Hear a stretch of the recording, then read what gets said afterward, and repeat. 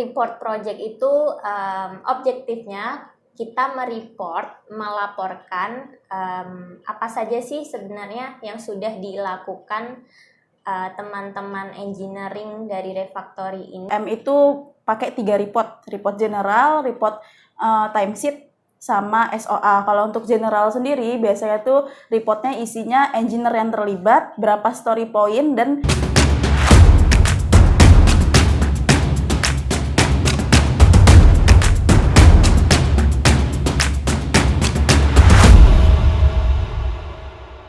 halo teman-teman, selamat datang di PM Room. Kenalin, nama aku Friskriana Kusumadewi sebagai Admin Project Manager. Dan aku Rizka Fitria Putri sebagai Admin Project Manager juga. Di sini kita mau bahas apa nih, Mbak? Sebenarnya lebih ke reporting. Reporting. Ya. Jadi kenapa kita bahas reporting? Karena memang job desk utama Admin Project Manager di Refactory yaitu reporting. Nah, reporting di sini tuh mencangkup reporting dari project dan reporting dari non-project. Kalau reporting dari project itu kira-kira gimana ya, Mbak Rizka?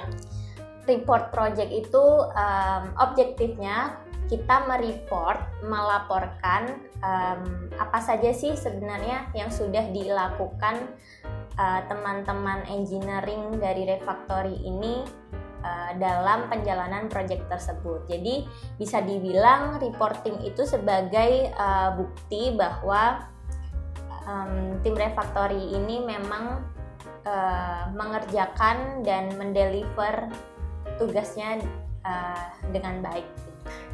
Dan untuk di Refactory ini, untuk report project-nya itu mencangkup di project A nih, engineer apa aja yang terlibat di project A, step-nya sudah sampai di mana, story point yang sudah mereka pakai berapa, biasanya seperti itu. Dan kalau untuk report non-project, jadi itu report non-project itu kita lebih ke individual dari engineer-nya. Tujuannya apa? Supaya kita bisa tahu efektivitas dari masing-masing engineer itu apa. Kira-kira nih engineer tersebut ada blocker atau enggak, yang nanti bisa kita follow up ke project manager. Engineer tersebut ada di satu step, misalnya di step code review internal, ini kira-kira kenapa baru sampai step itu gitu. Jadi kita bisa follow up ke project manager, yang nantinya bisa project manager tersebut follow up ke engineer-nya, nanti jadi bisa tahu nih perkembangannya. Nah, terus yang perlu teman-teman ketahui juga, kenapa sih harus ada report gitu. Di dalam suatu project, kenapa harus ada report? Sebenarnya kalau di Refactory sendiri, report itu yang akan memonitor di mana state project itu berjalan gitu. Jadi kan harapannya semua project yang kita kerjakan itu bisa berjalan dengan lancar, sesuai dengan rencana, sesuai dengan timeline-nya, dan sesuai dengan apa yang klien harapkan gitu. Jadi kami sebagai admin project manager membuat report itu termasuk juga membantu project manager dalam memaintain projectnya gitu. Dan jenis-jenis report di sini juga tergantung dengan kebutuhan dari kliennya. Jadi kalau di Refactory sendiri kami sebagai admin PM itu pakai 3 report general, report timesheet, sama SOA. Kalau untuk general sendiri biasanya tuh reportnya isinya engineer yang terlibat, berapa story point, dan task dari engineer tersebut itu sudah sampai step di mana. Kalau timesheet itu lebih ke daily, tiap harinya engineer itu mengerjakan task apa yang nanti bakal di-collect menjadi 1 bulan. Nah, kalau misalnya SOA itu lebih spesifik, dia ke report dari task-task yang sudah resolve atau yang sudah benar-benar dinyatakan selesai. Seperti itu. Kalau untuk Mbak Rizka sendiri selama jadi admin project manager nih, kendala apa yang sering dihadapi? Kendala pembuatan report ya. Sejauh ini sih kendalanya mungkin hanya karena untuk membuat report itu kan kita pasti mengolah data. Data apa yang diolah sebenarnya dari hal-hal yang dikerjakan sama engineer Refactory sendiri di dalam suatu proyek tersebut. Nah, apa sih yang dimaksud dengan hal-hal yang dikerjakan tersebut? Itu kita definisikan sebagai tiket-tiket gitu. Jadi Mungkin yang lumayan tricky dalam pembuatan report itu adalah ketelitian kami sebagai admin project manager untuk menganalisa mana tiket-tiket yang memang it used to be masuk ke report gitu. Kalau dari aku pribadi selama ini kendalanya seperti itu sih, jadi harus teliti. Benar. Selain harus teliti, kita juga sebagai admin project manager ini juga harus pinter time management. Jadi itu terkadang ada satu hari bersamaan 3 report, 4 report, itu gimana kita mengelola waktu kita biar semua report itu bisa kita sampaikan secara tepat waktu. Biasanya tuh kami dari admin project manager itu membuat kayak daily, jadi kita tiap harinya pas udah cut off kita bakal nge-recap nih apa-apa aja yang udah data-data yang memang kita perlukan, engineer-engineernya seperti itu. Jadi nanti saat memang harus ada 4 report yang secara bersamaan itu kita bisa sama-sama, kita bisa ngumpulin semuanya jadi satu seperti itu. Oh ya Mbak Friski, selama Mbak Friski jadi admin project manager nih, mungkin teman-teman juga mau tahu hal apa sih yang seru? Kalau untuk hal-hal yang menyenangkan itu di sini tuh kita nggak melulu sebagai admin project manager tuh nggak melulu tentang report. Kita juga bisa belajar kayak dari segi project manager nih, kita bisa tahu skill-skill apa yang memang harus kita punya untuk jadi project manager. Terus engineer itu kegiatannya gimana aja, yang kita dapetin itu dari kita ngerekap report tersebut gitu. Terus untuk sisi reporting juga kita bisa dapat banyak ilmu yang tadinya tuh memang nggak kita tahu dari luar kayak gitu sih. Sama lebih challenging aja kalau untuk admin project. Berarti selama jadi admin project manager di Refactory sendiri banyak ya kesempatan untuk kita belajar hal baru. Benar banget, banyak banget kesempatan untuk kita belajar hal baru karena semuanya juga terbuka. Kita mau belajar apapun pasti disediakan, pasti yang lain juga mendampingi kayak gitu. Oh, dari Mbak Rizka sendiri gimana?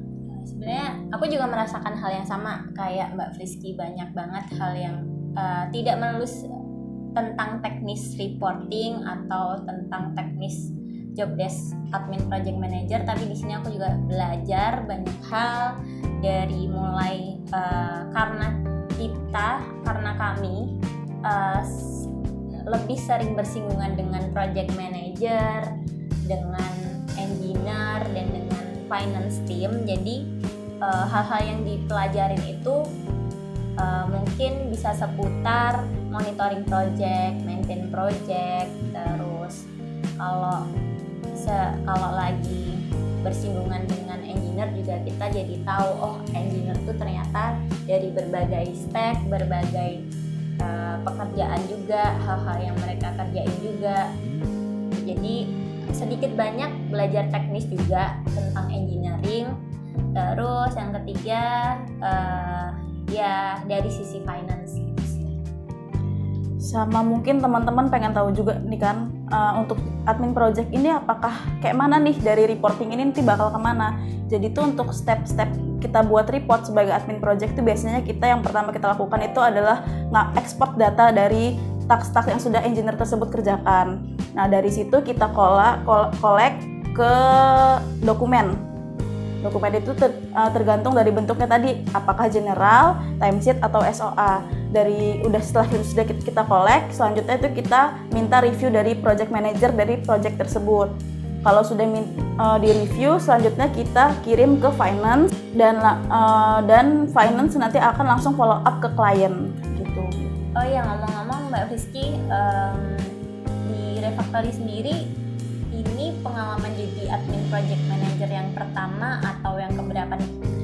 Kalau sebagai admin project manager ini baru pertama kali. Oke.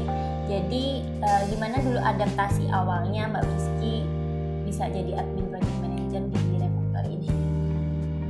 Untuk adaptasi awal itu kan pertama baru nyampe sini tuh cuma tahu sebatas Excel, Microsoft Word. Nah ternyata sebagai admin itu nggak hanya melulu tentang Excel dan Microsoft Word, apalagi kita di Refactory. Jadi tuh di sini tuh adaptasinya tuh kita lebih ke belajar tahapan-tahapan intinya tuh tahapan dari perjalanan suatu project. Karena dari tahapan perjalanan suatu project itu kita baru bisa ngerjain reportnya, kita baru bisa apa-apa aja yang harus kita masukkan ke dalam reportnya kayak gitu sih. Intinya lebih ke paham di sini nih Refactory nih engineer melakukan apa aja, tahapannya gimana gitu sih. Kalau dari Mbak Rizka untuk adaptasi awalnya tuh agak ada kesulitan nggak sebagai admin project manager? Sebagai admin project manager ya, mungkin tentu banyak hal baru yang aku belum tahu sebelumnya gitu, kayak mungkin lebih ke mostly sih teknis engineering karena sangat banyak istilah-istilah yang aku belum familiar. Terus tentang manajemen project itu juga banyak banget sekarang yang aku baru tahu setelah jadi admin project manager di Refactory. Terus kalau buat adaptasinya sendiri, yang penting kalau buat aku pribadi ini sih, kita harus berani banyak terekspos. Walaupun belum pernah tahu, belum pernah coba, tapi dari situ ternyata yang bisa melatih kita untuk jadi bisa sih. Mbak Rizka, kira-kira nih untuk teman-teman yang pengen join Refactory, yang pengen jadi admin PM nih, kira-kira skill apa yang kita butuhkan, yang mereka butuhkan untuk menjadi admin project manager di Refactory? Oke, skill ya. Kalau skill yang esensial menurut aku sebagai admin project manager itu ada 3. Yang pertama ketelitian, yang kedua ketahanan, dan yang ketiga kecepatan gitu. Jadi 3 hal ini sebisa mungkin balance semua, jadi nggak ada salah satu yang dominan dari 3 aspek ini, dan kalau bisa pun jangan ada salah satu yang kurang gitu. Sama Mbak Rizka, aku mau nambahin satu selain 3 tadi itu yang mau aku tambahin tuh time management. Okay. Balik lagi yang kayak aku omongin tadi, jadi walaupun time management tuh nggak harus di admin project aja sih. Iya. Cuma yang penting itu dari admin project itu time management itu juga harus kita bisa ngatur waktunya gimana gitu sih. Tapi apapun itu kita juga naluriahnya sebagai manusia kan akan bisa karena terbiasa gitu.